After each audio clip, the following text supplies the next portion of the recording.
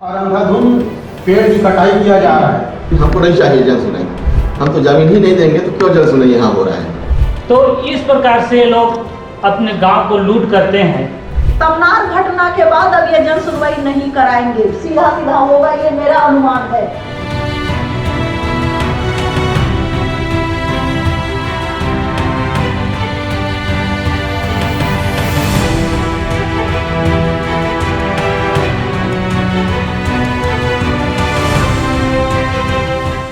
रायगढ़ जिले के तमनार, धर्मजयगढ़, खरघोड़ा, छाल और खरसिया जैसी 5वीं अनुसूची वाले इलाकों में औद्योगिक विकास तेज हो रहा है, लेकिन इस विकास के साथ कई गंभीर समस्याएं भी उभर रही हैं।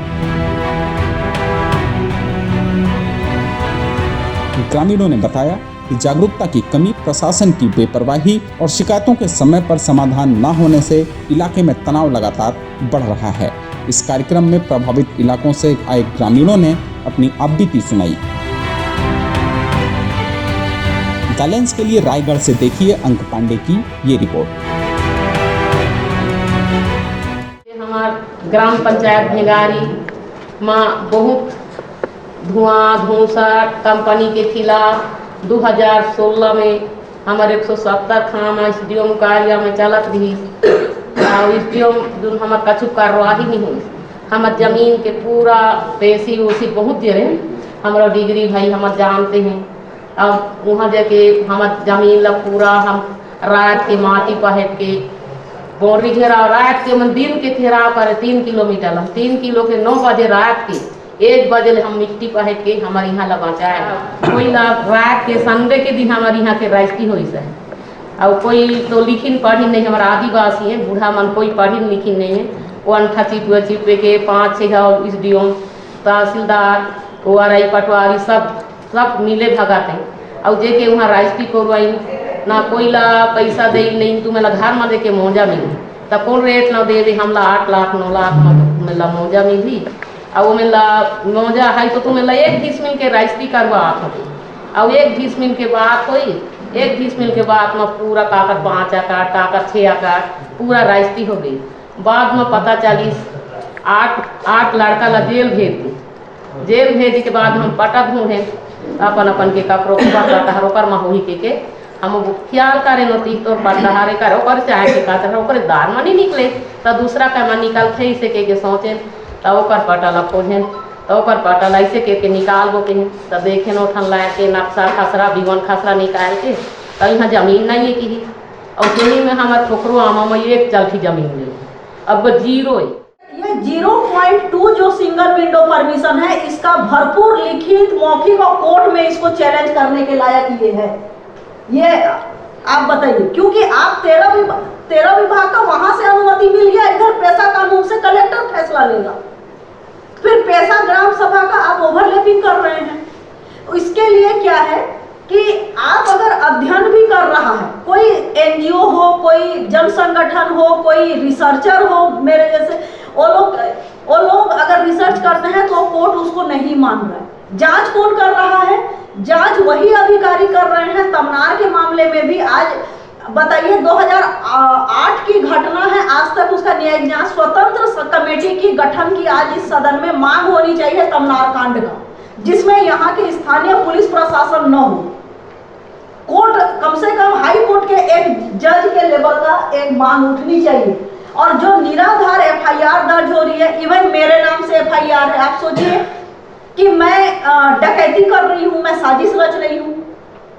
ऐसे हर जन सुनवाइयों तो आप जन सुनवाई करवा क्यों रहे हैं? प्रक्रिया आप वहीं से एक साथ 0.2 सिंगल विंडो से आप अब अगले आप ये सोच लीजिए कि अभी आंखों में थोड़ी शर्म है तो उन्होंने जन सुनवाई आयोजन कराया। इस तमनार घटना के बाद अब ये जन सुनवाई नहीं कराएंगे, सीधा सीधा होगा, ये मेरा अनुमान है। तो आप सोचिए कि कैसे कई कानूनों को कुचल के 0.2 सिंगल विंडो को किया गया है। इसकी आपत्ति मीडिया में आनी चाहिए, सोशल मीडिया में आनी चाहिए, लोगों के अंदर आनी चाहिए, ग्राम सभाओं से लिख के जाना चाहिए कि हम इसको नहीं मानेंगे अनुसूचित क्षेत्र के लोग।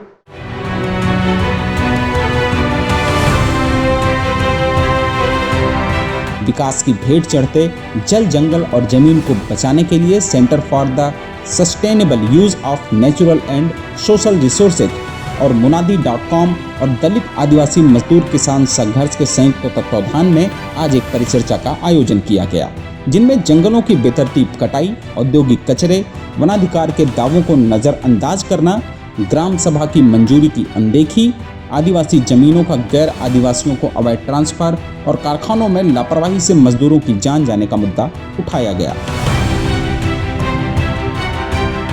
रायगढ़ की जनता ने ये देखा कभी कि हम इसको एक तुलनात्मक अध्ययन की, ठीक है, पहले हम कैसे जीते थे, अभी कैसे जीते हैं, उनके आने से क्या विकास हुआ।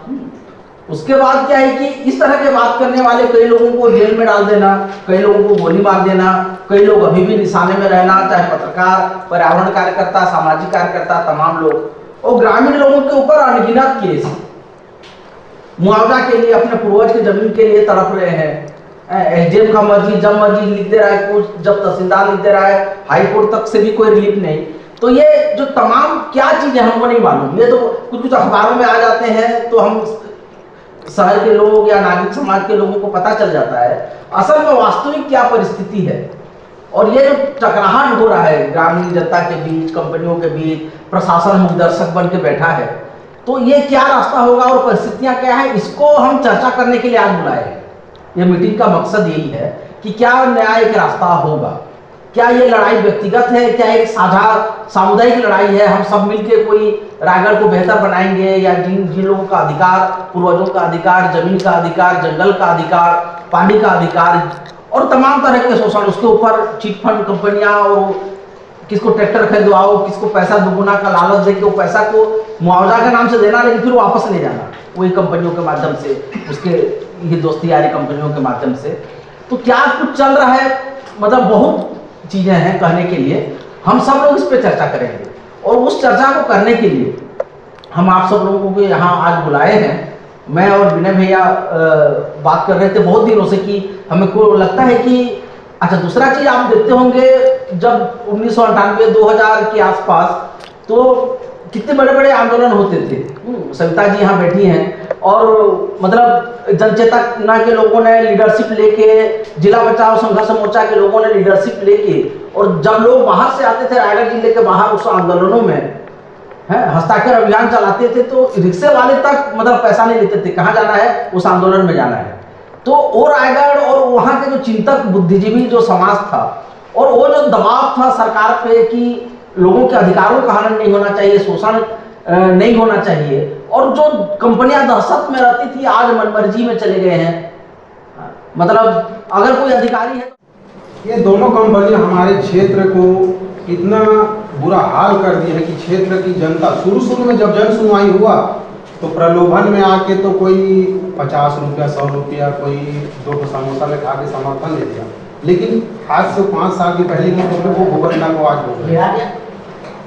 जैसे कि सबसे पहले आदिवासियों को बरगला कर दी, आदिवासियों की जमीन को उनको दारू पिला के, उनको और मतलब ऐसे ही मुर्गा मटन खिला के आदिवासियों की जमीन को उनका मतलब जबरन अंगूठा साइन करवा के, रात को अक्सर हम लोग सब जान रहे हैं कि पंजीयक कार्यालय में रोज मतलब जहाँ पे तहसीलदार पंजीयक रहता है वहीं पे जमीन की खरीदी बिक्री होता है, लेकिन ये सब एक दलाल के घर में हुआ है।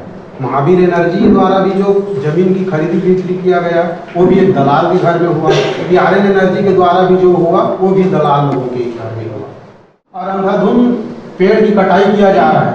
अभी उस कोल ब्लॉक में फिर दोबारा आसान होने से फिर 30 वर्ष के लिए अवधि फिर बढ़ाया गया, तो किसानों को उसमें क्या मिला?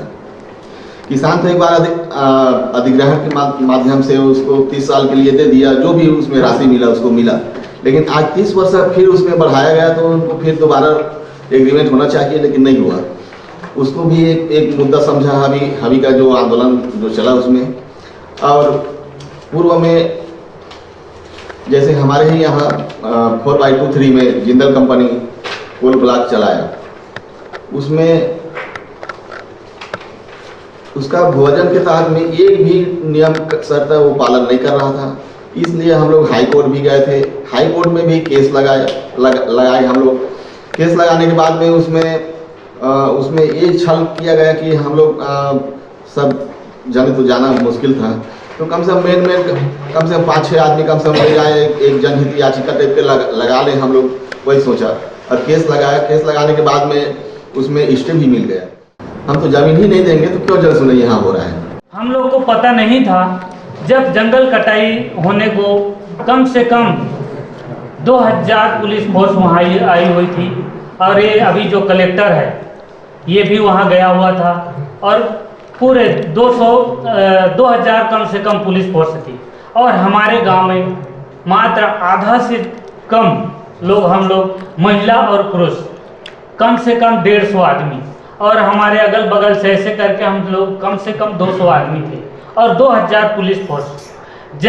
गांव के बाहर ब्रेकेट लगाया हुआ था, जैसे हम लोग जाते थे सभी को बंदी बना के सबको एक जगह बैठा दिया गया, महिलाओं को और जितने पुरुष थे हम लोग को सभी को मतलब अरेस्ट करके हम लोग को तमनार ले जाया गया, और उस प्रकार से करके पूरा जंगल को काट दिया गया। उसके सुबह फिर जाके बारिश हो रहा था, फिर भी हम लोग बैठ गए और लकड़ी को ले जाने नहीं दी। उसके बावजूद भी ये लोग अपने कामयाब तो हो गए। हम लोग उसी दिन हम लोग को पता चला कि एनओसी दे दिया गया है जंगल का करके, तो हम लोग डीएफओ साहब को वहाँ पूछने लगे, तो उसी दिन वो बताया कि अब वो कागज़ कहाँ है, तो कागज़ उनके पास था ही नहीं, खाली मोबाइल के द्वारा बताया गया दबाव होने के कारण। वहाँ विधायक महोदया भी थी। तो इस प्रकार से लोग अपने गांव को लूट करते हैं। चर्चा में यह भी सामने आया कि जल, जंगल और जमीन के मुद्दे पर आवाज उठाने वाले सामाजिक कार्यकर्ताओं, जनप्रतिनिधियों और ग्रामीणों के खिलाफ फर्जी पुलिस मामले दर्ज किए जा रहे हैं। इससे इलाके में अविश्वास का माहौल बन गया है।